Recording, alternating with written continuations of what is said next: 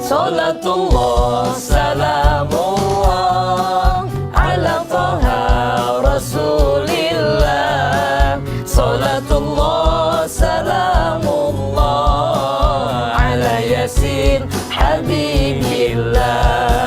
Tawassalna bi bismillah wa bil hadi rasulillah wa kulli mujahidin lillah bi ahlil badri ya Allah. Salatullah salamullah ala taha rasulillah.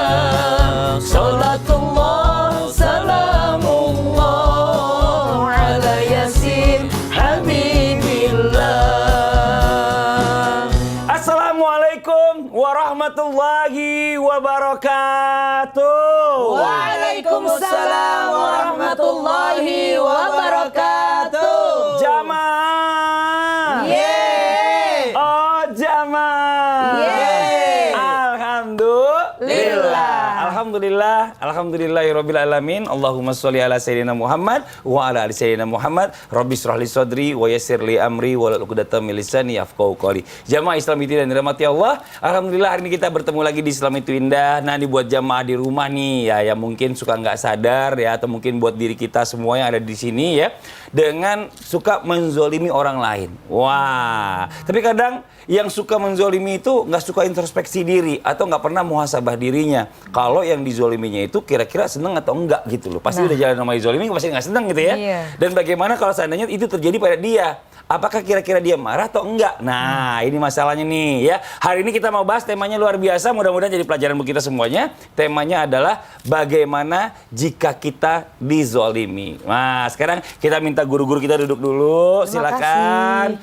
Alhamdulillah hari ini kita ada Ustadz Maulana, Bunda Tuti, dan juga Ustadz Syam nih ya, akan membahas tentang tema kita pagi hari ini. Dan mungkin sebenarnya kita perlu tahu dulu sebelum kita membahas lebih jauh. Kita dari tadi ngomongin masalah zolim. Nah, definisinya zolim ini sebenarnya apa sih? Apa patokannya orang itu bisa dikatakan zolim? Nah, coba kita minta penjelasan sama guru kita Ustadz Syam dulu. Bismillahirrahmanirrahim. Alhamdulillahirabbil alamin wassalatu wassalamu ala asyrafil anbiya'i wal mursalin sayyidina Muhammadin wa ala alihi wa sahbihi ajma'in. Asbahna wa asbahal mulku lillahi rabbil alamin. Subhanaka la ilma lana illa ma 'allamtana innaka antal alimul hakim. Allahumma innaka 'afuwun karim tuhibbul 'afwa fa'fu anna ya karim. Amin amin amin ya rabbal alamin. Apa sih sebenarnya yang dimaksud dengan zalim? Zalim itu adalah perilaku yang mana kalau kata Imam Az-Zahabi dibagi menjadi 3. Ada perilaku yang zalim, yang pertama adalah ketika dia mengambil hak orang lain atau memakan daripada yang bukan haknya. Secara mudahnya kita bisa garis bawahi bahwa zalim itu menempatkan sesuatu bukan pada tempatnya, atau lawan dari kata adil, yaitu menempatkan sesuatu pada tempatnya. Maka zalim ini adalah ketika dia memakan harta orang lain, memakan hak orang lain, memasukkan sesuatu kepada dirinya, tubuhnya, lalu itu bukan adalah haknya, mempergunakan yang bukan haknya, maka itu zalim dalam bentuk yang pertama. Zalim dalam bentuk kedua adalah ketika dia membunuh, melukai orang lain secara fisik. Itu kata Imam Az-Zahabi dalam kitab Al-Kabair. Maka ketika dia menyakiti, membunuh, melukai orang lain dalam bentuk fisik adalah zalim bentuk kedua. Ada lagi zalim yang bentuk ketiga. Nah, ini adalah bentuk ketika dia melukai perasaan orang lain, seperti mencaci, mencela, menghina. Berarti dia sedang zalim terhadap orang lain, tapi bukan secara fisik, tapi dia secara lisannya. Maka ada zalim mengambil hak orang lain, ada zalim membunuh orang lain, melukai fisik orang lain, ada zalim ketika dia melukai perasaan orang lain dengan mencelanya, menghina fisiknya. Subhanallah. Kemudian ada lagi zalim dengan definisi yang lain. Misalnya ketika kita lihat dalam Al-Quran, zalim artinya berlaku keburukan. Jangan kita mengatakan bahwa menyakiti orang lain saja itu adalah zalim. Tidak. Menyakiti diri sendiri juga termasuk daripada zalim. Ba'da naqul a'udzubillahi minasyaitonir rajim. Inna Allah la yaghfiru an yushraka bihi wa yaghfiru ma duna dhalik ويغفر ما دون ذلك لمن يشاء.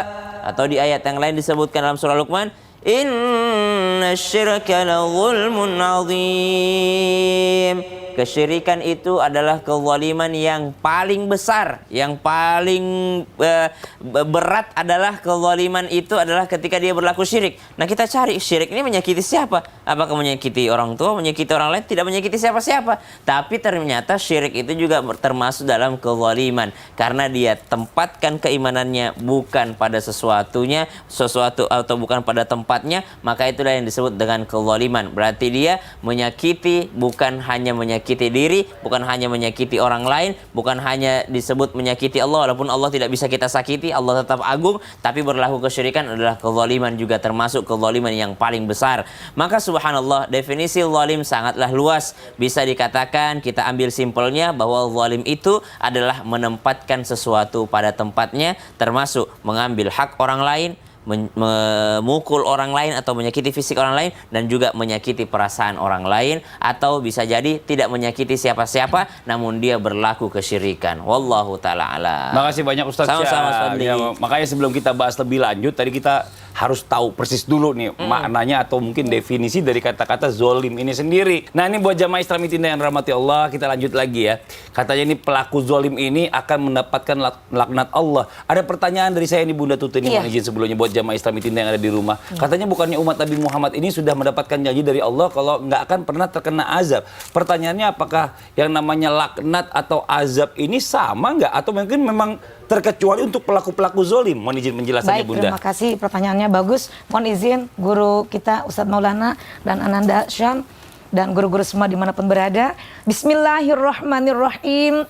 Assalamualaikum warahmatullahi wabarakatuh. Waalaikumsalam warahmatullahi wabarakatuh. Jamaah. Yeay. Oh jamaah. Yeay. Alhamdulillah. Luar biasa hari ini materi kita tentang kezoliman.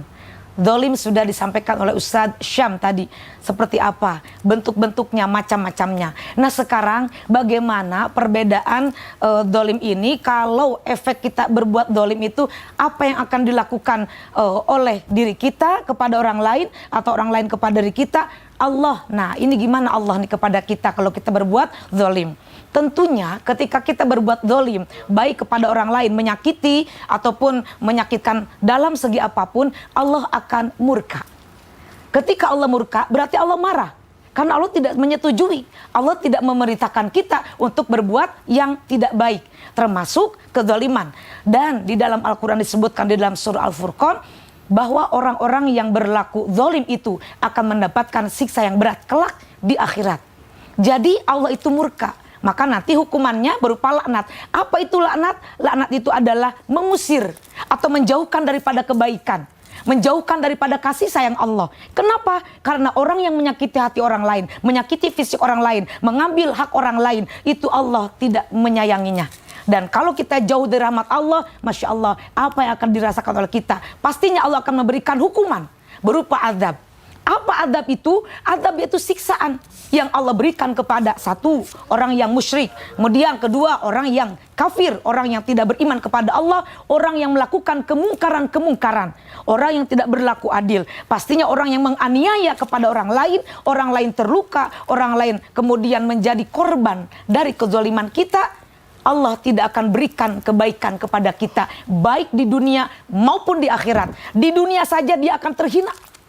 Terus dari kehinaan, kemudian Allah akan singkirkan, Allah ambil lagi nikmat-nikmat dari Allah. Kemudian Allah jauhkan dari orang-orang yang baik, dari orang-orang yang soleh sebelum dia bertaubat. Memang kalau kita bertaubat akan diberikan syafaat oleh Rasulullah Sallallahu Alaihi Wasallam. Wallahu a'lam bishawab. Makasih banyak Bunda. Ini saya lagi kesel banget, astagfirullahaladzim. Aku saya telepon aja Pak ya. Kenapa? Halo, bilangin dong, jangan bisa begitu. Gimana sih ceritanya? Apaan sih? Le, kenapa? Hati-hati. Telepon lagi deh. Hati-hati. Ini ada orang puasanya, pahala puasanya bisa hilang itu. Ustaz, coba jelasin nih. Marah-marah lagi. Jelasin nih, coba sama semua nanti nih ya, biar orang juga lagi nonton nih. Gimana Ustaz balasan buat orang nih yang memikirkan keuntungan ya melalui ibadah? Coba pikirin. Oh, saya tahu ini. Coba pikirin Ustadz, gimana itu? Coba jelasin itu orang itu. Ya Allah. Gimana? Kesel Kalau ya. orang kayak gitu. Sama orang kayak gitu. Jangan cuma diem aja. Memanfaatkan orang yang dalam keadaan ibadah lagi. Gimana Orang sudah itu? daftar, orang sudah nunggu-nunggu lagi, udah nyimpan-nyimpan uang, mengumpulkan terus tidak jadi berangkat haji kan? Dia mau cari keuntungan, gimana? Jelasin dong. Gini, saya akan jelaskan setelah yang satu ini. Ya Jamaah, oh jamaah. Alhamdulillah. Lillah. Karena saya lagi kesilan.